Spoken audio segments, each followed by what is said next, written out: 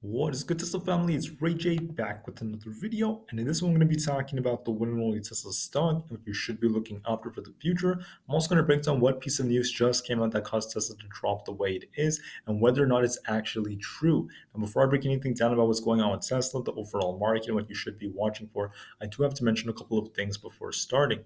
Firstly, I'm not a financial planner. Take none of this as financial advice whatsoever. And also, if you guys can, please smash the like button if you want to see more videos like this. It not only benefits me, it benefits the entire Tesla community as a whole.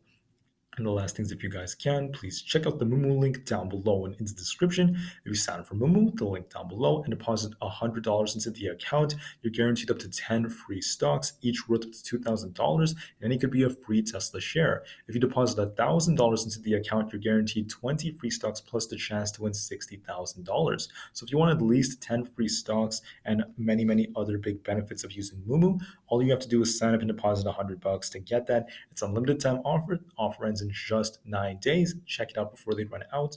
With that out of the way, let's get on with the video. So looking at Tesla, guys, Tesla still looks fine. I just want to be clear and as clear as possible. When I was looking at the charts in the setup yesterday, and by yesterday I mean like the data from like Friday, because the market was actually closed on Saturday and Sunday. But looking at the data, I want to make it clear that there are a lot of people buying into Tesla. We saw lots of funds pushing, and Tesla was looking very strong on Friday. And overall, guys, I do believe Tesla was set to continue pushing. However, this news came out that may have been manipulation. And once you see it, it's going to make a lot of sense. But the truth is, I can't just really say that, right? There's also another factor that played a big role, and that is the news for the overall market. So to start off, basically in China, things are becoming tougher. We are starting to see more strict policies. There were some regions of China where policies were not as stringent, but in other regions it's becoming stricter, and we are starting to see Apple be heavily affected by this. They are actually moving their production capabilities and centers to different countries. They're actually looking into it, whether it's Vietnam or India. They're still exploring these options. And this is actually causing big hits for their company, their production for many of their iPhones, their iPhone Pros, and not to mention iPads now being affected. So Apple coming down the way it did today, that did end up affecting SPY and the overall market. And then there's also news about more cases in China, all these things going on. There were some people talking about the Fed even being more hawkish because of unemployment data, and that's kind of like all old news that came out. For Tesla in particular, it was moving different from the overall market, and something very, very crazy happened. So this was all over the news. Tesla is going to be cutting their production in China due to lower demand, according to these reports. They're saying that Tesla's going to cut production by 20%. It's going to hurt the Model 3, the Model Y in China. It's not doing well. People are saying all these things, right? It's doing so horrible. The cut in production is going to be huge. It's going to lower their overall deliveries. It's going to hurt their earnings. There's so many people talking about this. Now, is this possible to happen in the future? Maybe, right? There's still lockdowns in China. The cases are still going up, even in areas like Shanghai. It still is possible. However, shortly after the report came out, Tesla comes out and says it's not true. Tesla denies the reports of any output cuts at the Shanghai plant. So Tesla is saying that's not true. Wait a minute, that's not what's actually going on. Production is still relatively high. They're still working very high on it. So it does not make sense. All right. And then what's interesting is we're still seeing the same articles coming out saying the exact same thing, even though Tesla already denied it. Right. This just came out 27 minutes ago. Whereas like the article about Tesla denying it came out 8 hours ago. So like I said, guys, it's just very suspicious in my opinion. Could it be that maybe Tesla is going to pump soon over the next few weeks and these people want to buy it at cheaper prices? Who knows? All right. I'm not going to say that's exactly the truth. I'm not going to guarantee that, but I just want to put it out there, guys. When you look at the setup on Tesla, it's going to make a lot of sense what could be going on. Now, with all the news coming out and lots of more fear and uncertainty and doubt all coming out as well, we're seeing the Dow Jones take a big hit. So did the Nasdaq and the S&P 500. Even Tesla took a big hit over this. Even like CNBC is reporting this. Remember, Tesla denies that this is actually happening. Now, could this happen in the future? Yes, it is still very possible. The overall macroeconomic situation involving China is not perfect. The lockdowns are still going on. So it's important to be prepared for anything. But as of right now, I can't confirm that Tesla confirmed any of these production cuts. It just seems like, I mean, there's another intent out there. That's all I'm going to say. So for Tesla, what's going on with the setup and why does it still look bullish? Well, look at the overall setup that's now forming. So what happened to Tesla is we were expecting this very strong channel to the upside, right? And many people thought, okay, maybe Tesla's going to come down a little bit more, then get a big bounce and start pushing and retesting the 200s. We were seeing good volume, lots of buying pressure, especially last week on Thursday and Friday. Tesla also outperformed the overall market again and again and again. Now, all of a sudden today, if you look at the price price ratio on Tesla, was very strong. Today, it's going to show it coming down because Tesla underperformed, didn't do too well today. And that's especially because of the news that came out, causing lots of sellers to come in and lots of the investors to panic. But the thing is, this news article, at least according to Tesla, it's not true. So that's pretty funny, very interesting. So what's going on with Tesla now? What is the chart telling us? Right off the bat, you guys could clearly see now that we're not respecting this channel, because we broke to the downside, we are forming an inverse head and shoulders, which is a bullish pattern. Because right here, you can see the left shoulder formed right here when Tesla hit this 177 level, big bounce off of it, the big drop to 166, which led to the head. Then we had this nice push up right here, another big drop, and now we're forming the right shoulder. So relatively soon, this thing could still see a huge breakout and approach the levels very close to the 50 moving average, which would be around this like 210 plus level. But before we talk about 210, we have to talk about 200. Could Tesla get there? Yes, it still can. It's not necessarily dead. Now, if you want confirmation of this move, you have to be watching where this shoulder area bounces. And that's going to be around, in my opinion, 177. So I believe tomorrow, Tesla's going to have another choppy, maybe kind of red day, somewhat red day, or it could get a nice bounce and try to hold these levels. But I do believe it's going to come down again, just a little bit more.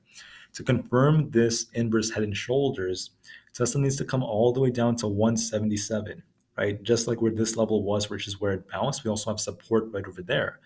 Tesla will likely come down to 177 tomorrow.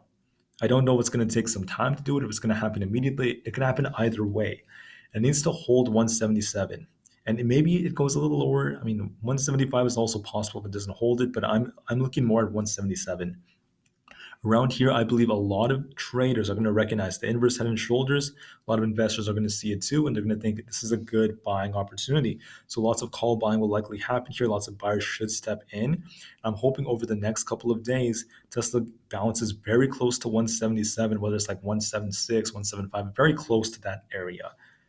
And then we see a big bounce, and over the next week or so, this thing slowly starts pushing back to the 180s, and slowly we start playing this out, and we can actually see this overall setup form where Tesla retests 200. It could still play out that way. And please notice that there wasn't a really great reason for Tesla to be directly affected by the news. Like I said before, guys, it's very suspicious.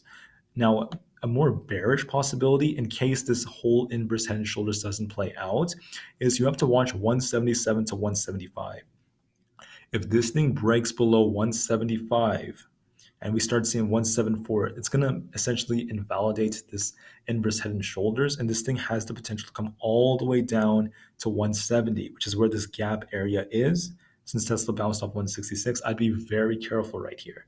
Not saying that's going to happen. I think we're more likely to bounce relatively soon. If that is the case, though, I'm prepared for anything. But like I said before, I'm hoping that this thing comes down to about 177, completely fine. We see lots of volume coming in. We see lots of buying pressure from an order flow standpoint. And then we see a very, very nice bounce off that level. Now, on SPY is also not necessarily dead.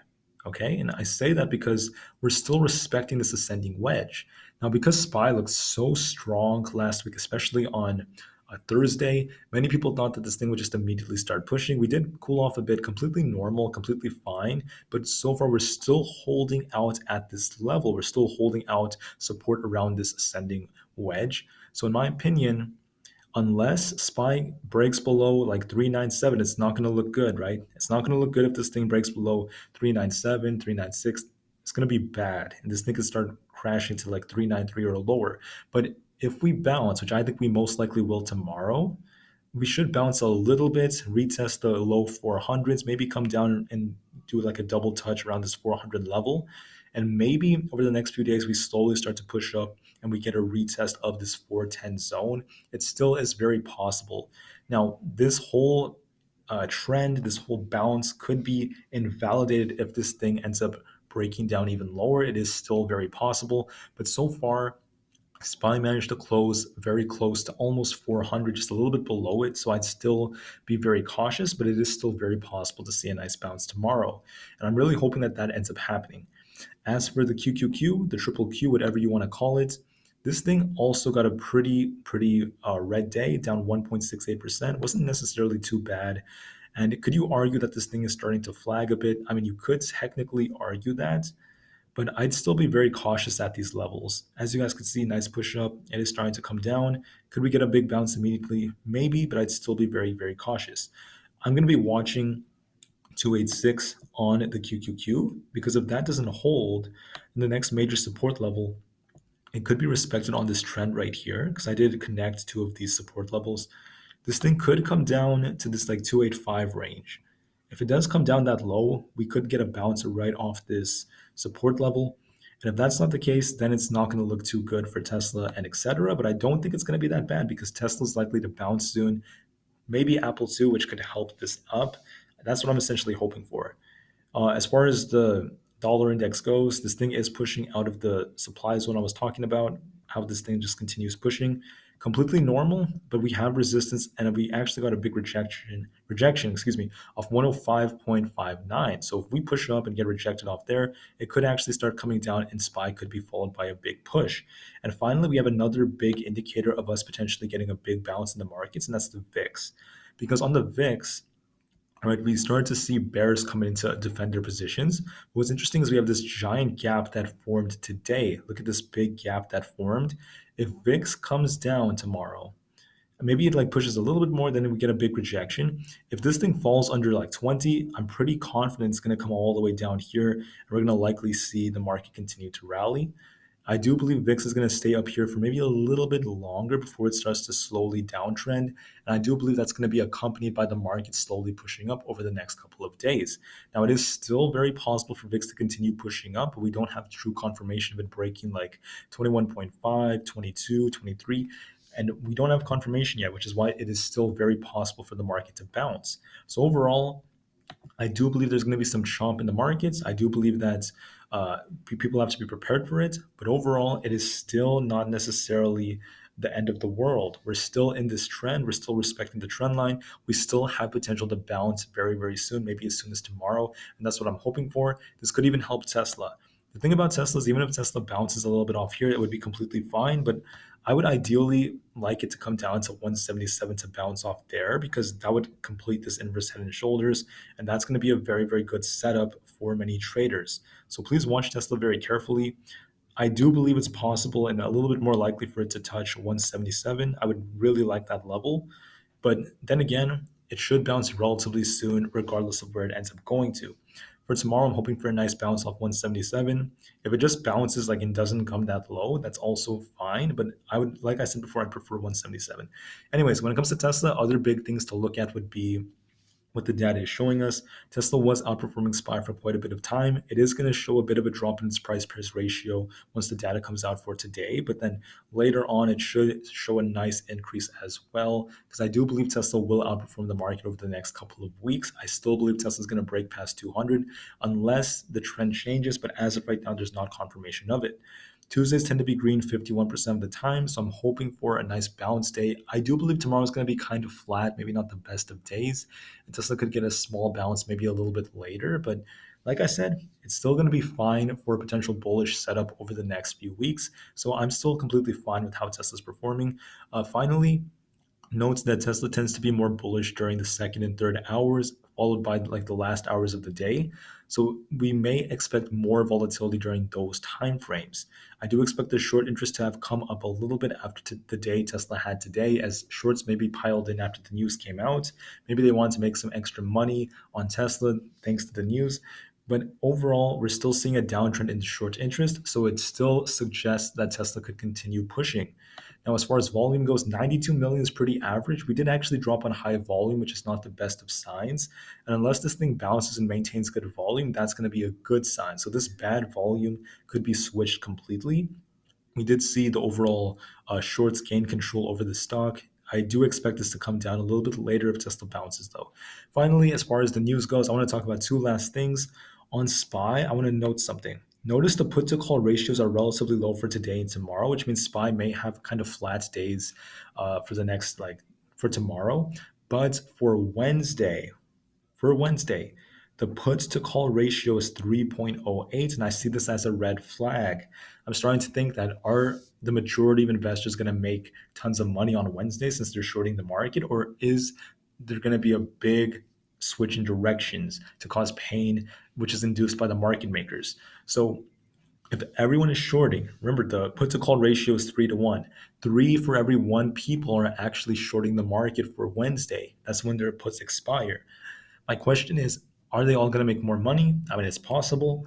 Or is the market going to push up to cause them pain so the market makers don't have to pay out those premiums?